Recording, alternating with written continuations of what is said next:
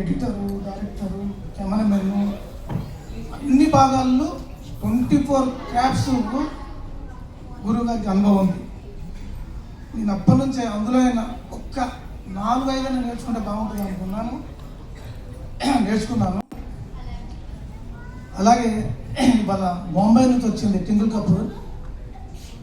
2019లో సప్న ఎలా ఉందో అంత సన్నగా ఉండే అమ్మాయి. ద్రోహి అనే సినిమాలో హీరోగా చేపించాము. ఈ కరోనా టైంలో ఏం చేస్తారు, ఇంట్లోనే ఉండిపోయింది. అందరూ మాకు కూడా పొట్టల మీద పొట్టు వచ్చేసింది. సో అమ్మాయి కూడా అలా అయిపోయింది. కానీ మంచి ఆర్టిస్ట్. మా సీరియల్ సీనియర్ ఆర్టిస్ట్ పుష్ప గారు, చాలా సీరియల్లో పనిచేస్తాం కలిసి. అలాగనే మా నల్ల బంగారం సప్నకు మొట్టమొదటిసారి ఆమె ఒక తల్లిగా, ఒక అమ్మమ్మ క్యారెక్టరు, ఒక అక్క క్యారెక్టరు, అన్ని క్యారెక్టర్లు చేసిన నాకు తెలుగు ఇండస్ట్రీలో ఏకైక వ్యక్తి అమ్మాయి అంటే చాలా ఇష్టం అండి. ఎందుకంటే హీరోయిన్ చేసిన ఆమె నేను తల్లి చేయను, అక్క కూడా చేయను, అమ్మమ్మనా నేను చేయనండి అని. ఆర్టిస్ట్ అనే వాళ్ళు ఎవరైనా సరే ఏ క్యారెక్టర్ ఇచ్చినా చేసిన వాళ్ళే నిజమైన ఆర్టిస్టులు అవుతారు తప్ప నేను హీరోయిన్గా చేస్తానంటే ఆర్టిస్ట్ కాదండి. అందుకోసమే లాస్ట్ ఇయర్ సావిత్రి స్మారక అవార్డు ఇచ్చిన మా నటి పేరు మీద అవార్డు ఇచ్చాను అమ్మాయి. అంత గొప్ప చేసింది. ఒక సీరియల్ వాళ్ళు సీరియల్లో ఇద్దరు అమ్మాయిలు అనే ఒక సీరియల్ వచ్చింది. అందులో మీకు ఎవరైనా జీటీవీలో చూస్తే నాయుడు బావని ఇట్లా యాక్టింగ్ చేసుకుంటూ సూపర్గా చేసింది ఆ క్యారెక్టర్.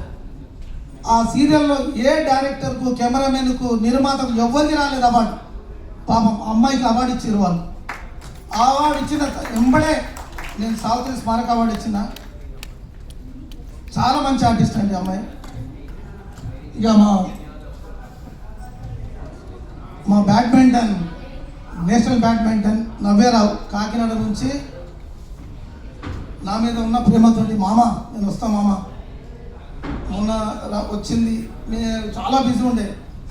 లాస్ట్ 26వ తారీఖు నాడు మాకు దూరదర్శన్లో నటించిన 45 సంవత్సరాల ఆర్టిస్టులు ఒకే వేదిక మీద, నా స్టేజ్ మీద సిరాజు నేను ఇద్దరం కష్టపడ్డాం.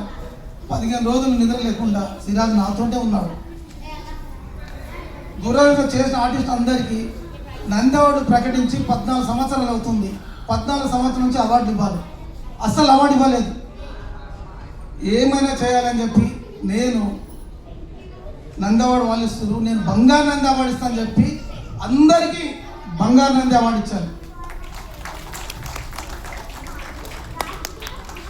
ఆ రోజు సిరాజ్ చాలా కష్టపడ్డాడు. వాళ్ళ స్టూడెంట్స్ తన డ్యాన్సులు చేయించాడు. చాలా అంటే చాలా కష్టపడ్డాడు సిరాజ్. సో सिराज बहुत बहुत धन्यवाद आपके लिए.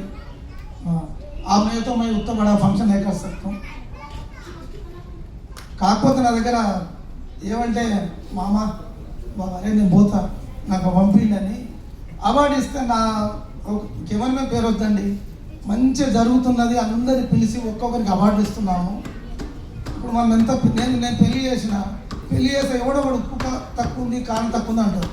అలాంటి వ్యక్తుల వల్ల మొన్న కొద్దిగా డిస్టర్బ్ అయింది. ఒక వ్యక్తి పైకి వస్తే 15 మంది వచ్చి లైన్గా పడిపోయారు. బాబు మీరు వెళ్ళండి, సతీష్ గారు అయితే తల పట్టుకున్నాడు, ప్లీజ్ మీరు వెళ్ళండి కూర్చోండి మేము పిలుస్తాము ఎంత చెప్పిన. అలాంటి వాళ్ళకు నెక్స్ట్ సిరాజ్ భాయ్ నేనైతే అవార్డు ఇవ్వను వాళ్ళకి. ఎందుకంటే మనం ఇంత కష్టపడుతున్నాం, ఎవరి దగ్గర ఒక రూపాయి తీసుకోకుండా ఇంత కష్టపడి మేము ఎన్ని చేస్తున్నాం. 30 సంవత్సరాలు అయింది నేను అవార్డు ఇవ్వబట్టి, 30 years. ఎవరు మన తెలుగు టీవీ ఇండస్ట్రీలో కానీ సినిమా ఇండస్ట్రీలో కానీ ఎవరు ఇంతవరకు చేయలేదు, నేనే ఫస్ట్. సో అంత కష్టపడి చేసినప్పుడు కాస్త అవార్డు తీసుకున్నా వచ్చినప్పుడు కాసేపు కూర్చోవాలి, ఎవరేం మాట్లాడుతారు ఏంది వినాలి. ఒకవేళ పని ఉంటే చదువుకుంటూ వెళ్ళిపోవాలి, డిస్టర్బ్ చేయదు ఫంక్షన్. సిరాజ్ ఇప్పుడు ఇన్ని సంవత్సరాలు చేస్తుండు, ఇంత డిస్టర్బ్ కాదు. ఎవరు పిలిస్తే వాళ్ళే పైకి వస్తారు, పిలువని వాళ్ళు అస్సలు రానియడు ఆయన. సో అందుకోసం చాలా బాగా చేస్తుంది సిరాజ్. సో నెక్స్ట్ రవీంద్ర భారతిలో గోల్డెన్ శివనంది అవార్డు ఇస్తున్నాను. పాత తరం వాళ్ళు, కొత్త తరం వాళ్ళకు, నిజంగా సేవ చేసిన వాళ్ళకు గుర్తించి నేను అవార్డు ఇస్తాను ఆ రోజు. So thank you Chirag. అలాగే మా గురుగారికి ఋతురాగాల కెమెరామెన్ పోతన్న వెంకటరమణ గారి స్మారక అవార్డు మేము అనౌన్స్మెంట్ చేస్తాము. గురుగారు